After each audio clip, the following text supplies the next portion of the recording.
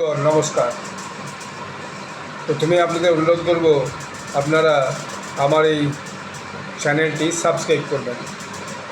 গতকাল 19 September president Donald Trump একটা অর্ডারে সাইন করেছেন।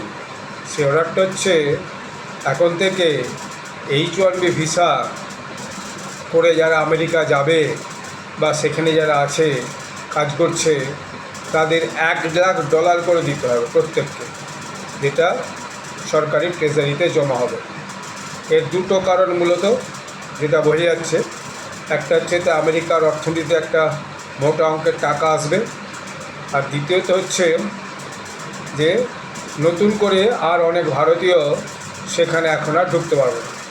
কারণ $1 লাখ দিয়ে কোনো ভারতীয়র পক্ষে এই H1B ভিসার জন্য দরখাস্ত করা খুব মুশকিল।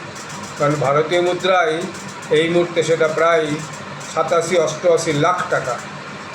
তো 87-88 লাখ টাকা দিয়ে H1B ভিসার জন্য দরখাস্ত করে আর বিদেশে যে কাজ করবে, এরকম আর্থিক সঙ্গতিসম্পন্ন টেক পার্সোনাল খুব কমই থাকবে। তারপরে এত টাকা দিয়ে ওখানে যে কত টাকা স্যালারি বা পাবে, এইটা একটা প্রশ্ন।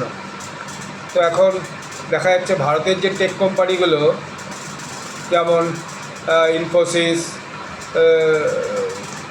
তারপর টাটা কনসালটেন্সি সার্ভিস, বা আপনার আর যে সমস্ত যারা আছে, তারা কিছুটা এতে ক্ষতিগ্রস্ত। এবং আগামী দিনে ভারতের টেক এক্সপার্টরা আর আমেরিকা যেতে পারবে না। এবং আমেরিকার যে টেক কোম্পানিগুলো, তাদের পক্ষে এই জাতীয় ভারতীয়দেরকে ধরে রাখা খুব মুশকিল হবে। খুব বড় বড় কোম্পানি ছাড়া ছোটো ছোটো কোম্পানিগুলো এত টাকা দিয়ে ভারতীয় যে টেক প্রফেশনালস তাদেরকে আগামী দিনে ধরে রাখতে পারবে না।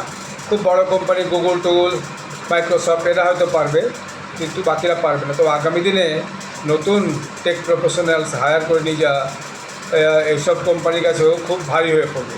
আরেকটা কারণ হচ্ছে, ট্রাম্প চায় যে ওখানে আমেরিকান যুবকদের চাকরি হোক টেক ইন্ডাস্ট্রিতে, কিন্তু সেটা ভাবলে হবে আমেরিকান যুবকরা ততদূর পড়াশোনা করে অত স্কিল নিয়ে টেক কোম্পানিতে কাজ করবে, এবং ভারতীয় যে টেক প্রফেশনালসরা ওখানে যে যত কম টাকায় কাজ করবে সেটা করবে কিনা সন্দেহ। এটা একটা ডিজাস্টার হতে পারে আমেরিকার কাছে। তো আমি তো বলবো ভারতের জন্য এটা ভালোই, কারণ যে সমস্ত ট্যালেন্ট চলে যায়, যে ট্যালেন্ট ড্রেন হয়, সেটা এর ফলে আগামী দিনে ভারতে বন্ধ হবে। তাহলে এখানেই কোম্পানি করে কাজ করবে, এখানকার কোম্পানিতে চাকরি করবে। আপনারা সবাই ভালো থাকবেন, ধন্যবাদ।